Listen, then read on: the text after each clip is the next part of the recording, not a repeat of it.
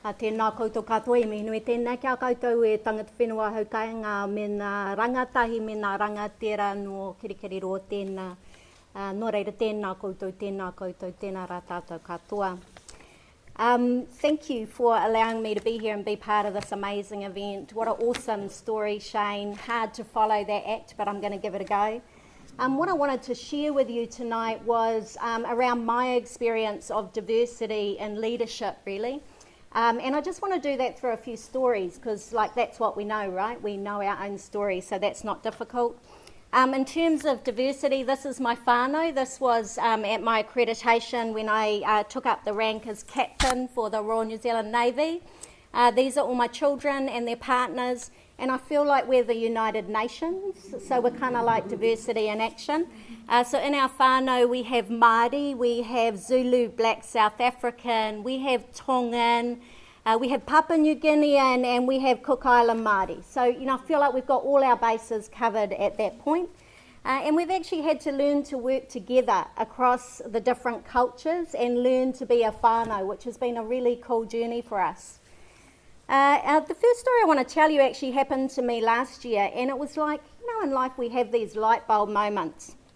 And last year, when I worked for Sir Peter Blake Trust, we did about 1,000 events a year in schools, businesses and communities around leadership. And I was invited by a boy, 9 years old, Glenn, from West Auckland. He said, would you come and talk to my class about leadership? I said, absolutely, Glenn. So Glenn meets me at his school gate, and when I turned up, I thought Glenn looked a bit disappointed. And I thought, surely not, Glenn. And anyway, he takes me into his class and he stands up to introduce me, and he said, everyone, this is Shelley Campbell, and I know what you're all thinking. She doesn't look like a CEO. She definitely doesn't look like a Navy captain. And then just to add a bit of emphasis, he looked at me and said, and she's very short. And his poor teacher was mortified, head in the hands. I just kind of laughed. But actually what was really interesting about that, and the light bulb for me, was that clearly for a lot of people, I don't look like a CEO. I don't fit what their assumptions are that a CEO looks like, which I suggest is probably in some people's mind a 6'4" man with a very deep voice and a pinstripe suit. So when you get a loud 5'3" Māori girl from the Waikato rocking along, they're like, oh, I just don't kind of get that she's a CEO.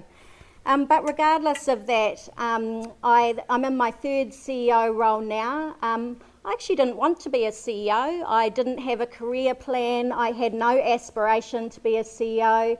In fact, my first CEO role, which was for about an $80 million company, I was in my late 30s. They said, would you come and be the CEO? I said, I'm not really interested. They said, well, could you just do it for 6 months then until we find someone else? I said, all right, I'll do that. After 6 months, they said, well, you're doing quite a good job, so you may as well stay on. And that was that. But I got a lot of advice about when I started to be awarded these leadership awards and these CEO roles. People gave me advice about being a real CEO. And they said things like, you need to get a new wardrobe. I think you should lose weight. Somebody suggested I should get my teeth fixed. Somebody also said, I think you need speech lessons to kind of lose that Kiwi chick kind of accent that you've got. All really, really helpful advice. Most of that was from my family, actually, to be honest. But, people have these views on what you should be like in leadership roles. And I remember one day I was chairing a ministerial task force in Wellington. I was actually in the Koru Club, and it was summer. And so I had sort of strappy sandals on, and I noticed this gentleman looking at me. And then he moved across and he said to me, look, I hope you don't mind me saying this, but, you're such a lovely looking young woman. Why would you put such an ugly tattoo on your foot? And I looked down, and so on my foot I carry my tāmoko or my whakapapa on my foot. And, it was really insulting to me that he would say that. And he said, what do you do? And I said, well, I'm the CEO for Sir Peter Blake Trust. And he said, well, look, dear, if you really want to be taken seriously, my advice is that you wear closed shoes.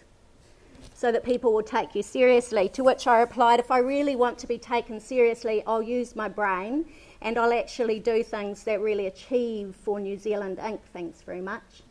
And he was, kind of walked away clearly feeling his advice wasn't appreciated. But people feel like they want to give you that kind of advice, and sometimes it's really personal. Sometimes it's really hard not to really take that to heart. And I remember, the way that I was offered the role at Sir Peter Blake Trust is I got a call from Sir Ron Carter, who started Becker Engineering in New Zealand. For anybody that knows Sir Ron, he's a very amazing man, actually. And he rang me one day. I was actually working for Tony Ryle, overseeing health reforms in Auckland for primary care. And Sir Ron rang me to say, you've got a job interview at 10 o'clock tomorrow in Auckland. And I said, no, Sir Ron, I think you've got me confused with somebody else. I've got this amazing job, an amazing career, and I'm really happy. And he said, no, dear. How many people get to work on the legacy of a New Zealand hero for their country? We'll see you in Auckland tomorrow at 10 o'clock. And that was kind of how I started at Sir Peter Blake. But my first day, a gentleman walked in and he introduced himself and he said, my name is such and such, I was one of Peter Blake's best friends. And I said, wow, really amazing to meet you, and it's a privilege to be here continuing Peter's legacy. And he said, well, I've actually come to tell you that I didn't think they should hire you. And what does a Maori farm girl from the Waikato actually know about sailing and a New Zealand hero anyway? And I'll give you 3 months. So it wasn't actually, I was hoping to get a better reception on my first week, if I'm honest with you. So some of that really cuts to the core, right? It's really tough stuff. But I remember thinking to myself, it would be really hard if you're one of Peter Blake's best friends and you lost him, right, in such a tragic circumstance. You'd really care about a trust in his name. That would be really important to you. So I'm not going to focus on his words or how they make me feel. I'm going to focus on rocking this job, absolutely rocking this job. And I think for me the true testament to that was 10 years on from when Sir Peter Blake died. We had a big celebration down at the viaduct, and this particular gentleman came back, he hugged me and he said, thank you for keeping my mate's legacy alive. So I was like, yay, did it. But sometimes diversity comes through being a younger person and in unexpected circumstances. And one of the times I want to tell you about, one of the really powerful stories in my life happened when I was on a New Zealand delegation at the World Health Authority in Geneva.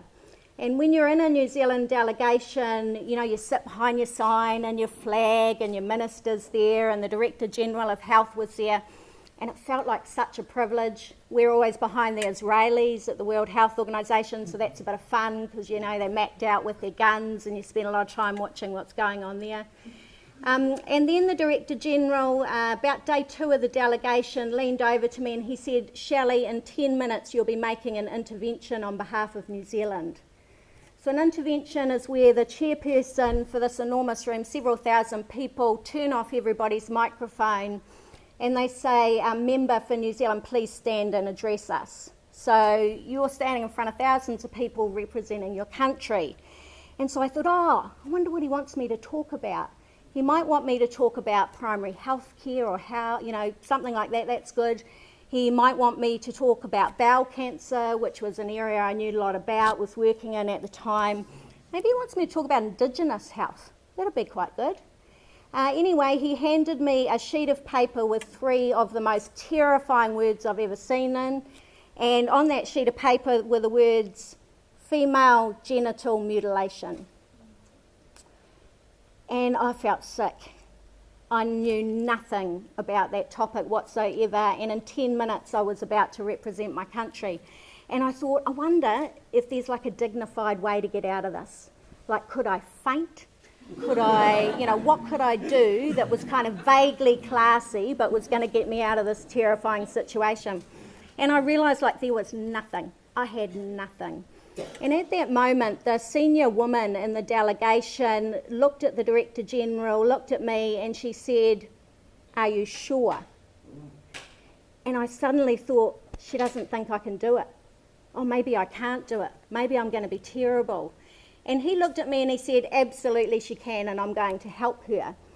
And what he did in the next 10 minutes was help me put together an intervention which was largely about women's rights. And I stood to address the audience. There were about 3,000 people there, and I represented New Zealand's views on this very unfamiliar health topic. And when I finished, the entire audience stood up and clapped. And they weren't necessarily clapping for me, they were actually clapping for our country, who's often brave enough to take really value-based stances on some very difficult issues that other countries aren't brave enough to do so. And it was one of the most powerful moments of my life, because it's the confidence that comes from doing something that you never expected to do. And what I realised at that moment is the power that comes when somebody, the Director General of Health, could have done their intervention far better than I could. It's the truth. But he realised that the value to him would be less. He realised that the confidence I would get from doing it would take me further, and he made space for me. And so my view about leadership is that often it's about creating space for others to develop their potential. That you shouldn't always, just because you're good at something, take that space. You should create that for others. And I try to do that every day in my own work as well, and it serves me really, really well. And I figure if I can stand and talk about female genital mutilation to 3,000 people, I can pretty much rock anything else, so I'm good to go. One of the other stories that I wanted to tell you was I was in my late 30s, I think. And I got a call one day, and it was from the Minister of Health's office, and the call said, Shelley, we have a contentious issue in New Zealand around bowel cancer screening, and we would like you to chair a ministerial task force. And I said, oh, yeah, okay, who's on it? And they proceeded to read this list, and every other person on the list was probably 20 to 30 years older than me. They were all professors, senior, extremely experienced academics. And, you know, I felt a bit nervous. And they said, well, the other thing you should know is they all wanted to be chair, and they're not happy that you are. And that did not fill me with great joy or hope, can I tell you. So I had never chaired, I'd chaired a number of boards before, but I'd never chaired a ministerial task force. At that point, it was just prior to the recession. We were looking to go in for a bid, probably in the realm of $100 million for bowel cancer screening. It was a massive initiative. But of course, so many of New Zealanders die from bowel cancer that screening and the ability to prevent those deaths was something incredibly important to me. But I really doubted myself. I thought, how am I going to show leadership with this group of people, all professors, mostly men? There was only one other woman. I was so much younger. What can I do? And I remember going home to my father saying, I just don't think I can do it, Dad. I think I'm going to have to turn it down. And he just looked at me and kind of smiled. And then he said, you know what? I reckon you should just do what you do every day that you're really good at. And you should just go in and do that. And he said, so what is that? And I said, well, you know, like, I'm actually really good at inspiring people. I know how to build teams. I'm not scared of conflict. I know how to drive action. I really care about what I do. And I'm really able to create that sense of hearts and minds in others. And he said, well, you should just do that then. And I walked into that room and I looked at all of those members of a national task force and I thought, yeah, they really don't want me to be the chair. But I just decided to back myself, right? And it's really hard. I don't know about you guys. I didn't grow up in a family where we were born to have self-belief and kind of confidence. That didn't come particularly naturally to me. So, you know, I just did the fake it till you make it thing, if I'm really, really honest with you. But I just decided I'm going to back myself and I'm just going to do the things that I do every day. And it was an incredibly successful task force. We didn't get the 100 million, but we got over 60 million, you know, during the middle of a recession to actually get started in Waikato, which was the first screening site. And an amazing achievement. And some of those people on that commission I'm still very good friends with now. It was a very effective group. We had lots of constructive debate, but we were very clear on the end game and what success looked like, and that drove us through the conflict to get amazing outcomes. I just want to finish with some life lessons that I've learnt, and having said that, I'm only 51, so a little bit older than most of you, but still relatively young, possibly with 2 grandchildren, maybe more on the way. And I really want these lessons, I guess I'm sharing them with you because they're about how do you make your uniqueness work for you? How do you stop trying to be like everybody else and just kind of get really comfortable in your own shoes and be okay with that? Not worry about how young you look and am I going to fit in and are people going to like me? And one of the things I've realised is that you just don't have to be the smartest. I always thought success was about being the smartest. But you know what? Leadership is not about being the smartest person in the room. Leadership isn't even about what you know. It's about what you do with what you know. So just choose to be a doer, right? Just choose to be one of those people that goes out and makes a difference. And I find a lot of people in the workplace spend an enormous amount of time trying to change other people's personalities. And you know what? Our intellect and our personality is fixed. Doesn't matter how hard you try to do it, that person next to you is never going to be like you. So give up on that and actually spend your energy on how you can work with them differently to get the best out of them. And so for me, really the secret sauce of all of this is our emotional intelligence, our ability to learn. It is the one thing that will truly shift your performance. The ability to have insight into your own emotions and behaviours so that you can adapt your behaviour. The ability to read others that are different than you and to find different ways to work with them with their own personality style is the difference between you being successful or not in a complex and fast-paced world. I fundamentally believe that you should work on your strengths and not your weaknesses. When we work on our strengths, we get much sharper shifts in our performance. And Tiger Woods is often known to say in press conferences when people say, Tiger, you know, the worst part of your game is when you get in the rough. Do you spend a lot of time practicing there? And he says, no, I spend 90% of my time trying not to get in the rough and 10% just knowing how to get out of it if I do. Spend time on your strengths. But here's a word of warning. Often you'll find yourself when you get in trouble, it's not your weaknesses, but you're overplaying your strength. You've lost insight and you've crossed the boundary to when your strength has become a problem for you. So I know that I'm an activator. I like, starting new, interesting things that make a difference. But do you know what? When I overplay my strength, I can burn other people out. So I have to be incredibly conscious of that. I also want to encourage you, and the history of the world shows us that nothing great has happened without conflict. Margaret Hefferman's research shows us that 85% of us will not raise conflict in the workplace if we fear it will create conflict or we will lose. 85% of us.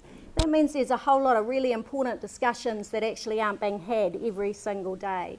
And I encourage you to be brave, and I encourage you to express your diverse views in the hope that actually the outcomes you will achieve will be better for all of us. And finally, I want you to think of conflict as just sitting and learning to think with people that are different than you, because actually that's what diversity is. Kia ora.